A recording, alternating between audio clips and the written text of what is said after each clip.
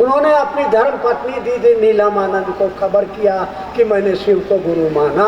8 वर्षों तक लगातार लोगों के जिंदगी के अंधेरे को रोशन करते रहे और तब उनके मन में यह आया कि तो कमाल के गुरु हैं।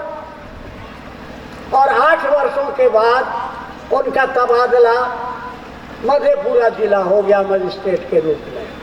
पहले वो सहरसा जिला का एक हिस्सा था और उन्होंने मैट्रिक पास किया था सहरसा जिला से। उस समय भी श्मशान के जो साधक उनके साथ जाते थे वो मिलने के लिए आए मजिस्ट्रेट हरिंद्रानंद साहब से। बातचीत के क्रम में उन्होंने बताया कि अभी भी हम लोग श्मशान की यात्रा करते हैं। तब साहब ने कहा, अरे भैया कहाँ श्मशान साध रहे हो, भगवान शिव गुरु हैं, उनको अपना गुरु बनाओ। तो उत्तर में मिला कि हाकिम जानै छियै महादेव गुरु छथिन। आश्चर्य हुआ कि हमने 8 वर्षों में किसी को नहीं कहा, इस आदमी को कैसे मालूम हो गया। पूछने पर उन्होंने कहा कि ये किताबों में लिखा है। किताबें आई, साहब ने कहा कि जब आप जानते हो, मानते भी हो, तो उस शिव को अपना गुरु बनाओ।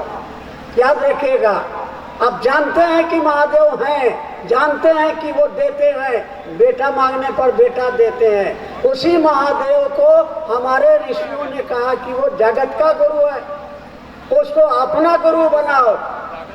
और तब कुछ घटनाओं का क्रम संक्षेपीकरण, एक चैलेंज आया साहब के सामने कि चलिए यहाँ एक मंदिर है, उस मंदिर में चल के आप प्रसाद चढ़ाइए। अगर मंदिर में प्रसाद महादेव ने स्वीकार किया तो हम लोग शिव को गुरु मानेंगे। और गए साहब, प्रसाद चढ़ाया। श्मशान की साधना करने का साधक मंदिर में कैसे प्रसाद चढ़ेगा, क्या मंत्र पढ़ेंगे, कुछ नहीं जानते थे। उन्होंने धीरे से अपनी मातृभाषा में महादेव के उस शिवलिंग से सामने धीरे से कहा, बुढ़ऊ इज्जत रखी हो। और लोगों ने देखा कि जो 50 रसगुल्ले चढ़ाए गए थे उसमें से 15 गायब हो गया और बचा हुआ को किसी ने ब्लेड से 2 हिस्सों में काट दिया। ये बुढ़ऊ इज्जत रखी हो, यही है दया, जो आज आपका पहला सूत्र है। अपने महादेव से दया मांगो कि हे शिव, आप मेरे गुरु हैं, मैं आपका शिष्य हूँ, मुझ पर दया कीजिए। क्या दया कीजिए? मेरा मन समझे कि महादेव मेरा है। आरती के लिए नहीं, भजन के लिए नहीं, प्रसाद के लिए नहीं, ये समझ मेरे अंदर आए। साहब ने कहा कि लौकिक जगत की सारी चीजें आपका मन तुरंत पकड़ लेता है, लेकिन महादेव मेरा है, बिना महादेव की दया के नहीं पकड़ेगा। इसलिए प्रतिदिन आप शिव के शिष्य बनना चाहते हैं या शिव के शिष्य बन गए हैं, दोनों को प्रतिदिन मूक संप्रेषण करना है। मन ही मन अपने महादेव को कहना है। क्या कहना है कि हे शिव, आप मेरे गुरु हैं, हम आपके चेला हैं, हम पर आप दया कीजिए। क्या दया कीजिए? मेरा मन समझे कि आप मेरे हैं। और लोगों को साहब ने शिव का शिष्य बनने की प्रेरणा देनी शुरू कर दी। 4 साल के बाद बेगूसराय में एक मजिस्ट्रेट साहब के यहाँ रात में रुके। सुबह हुई, मजिस्ट्रेट साहब अपनी पूजा में लीन थे, साहब बैठे थे। अचानक मन में आकाशवाणी हुई, तुम जो करते हो कहते नहीं हो। साहब ने मन ही मन उत्तर दिया कि मैं जो करता हूँ वही कहता हूँ। आवाज आई, आकाशवाणी हुई, असत्य बोलते हो। साहब ने उत्तर दिया कि झूठ बोलने की मेरी आदत नहीं। आवाज आती है, क्या करते हो?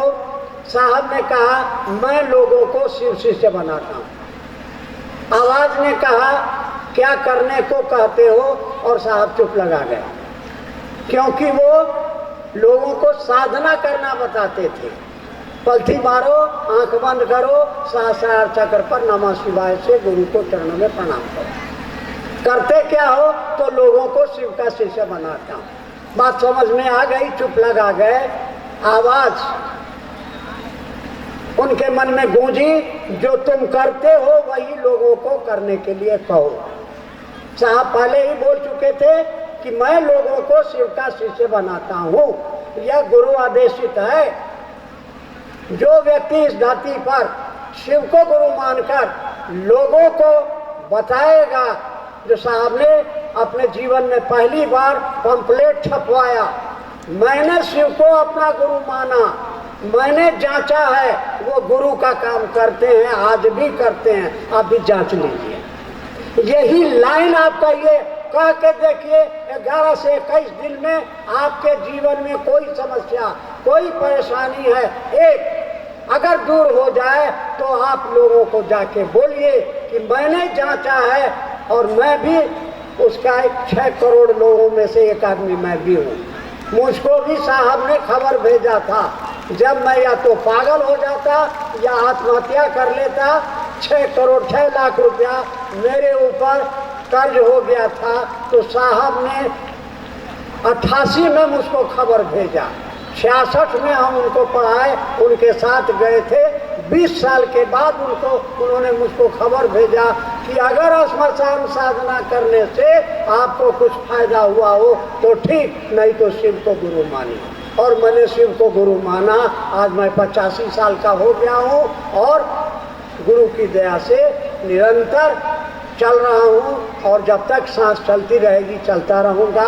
आपसे भी यही करबद्ध प्रार्थना है। साहब का ये याद रखिएगा 2 बात, जो कृतज्ञ है वो अध्यात्म में नहीं आ सकता है और शिव शिष्य तो हो ही नहीं सकता। तो सबसे पहले हम कृतज्ञ हैं साहब श्री हरिनानंद जी के और दीदी नीलमानंद के। तो याद रखिए कि जब तक धरती चांद रहेगा, साहब और दीदी के प्रति हम और आप, ये धरती कृतज्ञ रहेगी, क्योंकि उन्होंने शिव को हमारे आपके बीच उतारा है। नंबर 2, साहब के प्रति कृतज्ञ रहने का मतलब, साहब ने जो कहा है अक्षरशः उस पर चलिए। साहब बराबर कहते थे, उनको बड़े बड़े ऋषियों ने कहा ओम नमः शिवाय लोगों को कहो, साहब ने कहा मेरे गुरु ने नमः शिवाय दिया है, मैं नमः शिवाय ही दूंगा। लोगों ने कहा कि हम तुमको बर्बाद कर देंगे, साहब ने कहा तुमको जो करना है करो, लेकिन हमको जो गुरु ने कहा है हम वही करेंगे। हम और आप भी जो साहब ने कहा है 3 काम करने के लिए, ये 3 काम आपको याद रखना है। क्या कि शिव मेरा है और शिव के प्रति हमको, गुरु के प्रति हमको कृतज्ञ रहना है कि वो जगत के गुरु के हम चेला हैं। गुरु ने कहा है जाओ लोगों के दिलों में शिव की शिष्यता का चिराग जलाओ। इसलिए भाजन आप प्रसाद के पीछे मत दौड़िए, दौड़ना है तो दौड़िए, ले लो लोगों के बीच और जा कर के उनके दिलों में शिव की शिष्यता का चिराग जलाइए। और तीसरी बात, साहब ने कहा कि रहो धरती पर लेकिन धरती का होके मत रहो।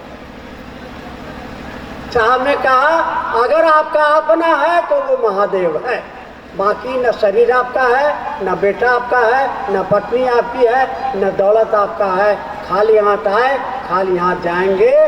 तो साहब ने क्या कहा, इस मानव शरीर से सबसे बढ़िया काम है दूसरों को गुरु की दया के आश्रय में जाने के लिए प्रेरित करना। इतना करने से, इससे बढ़िया दान, इससे बढ़िया यज्ञ, इससे बढ़िया और कुछ नहीं है। करबद्ध प्रार्थना है कि महादेव से दया मांग के, साहब दीदी से दया मांग के आप जाइए और लोगों के दिलों में शिव शिष्यता का चिराग जलाइए। आप सभी के चरणों में मेरा प्रणाम।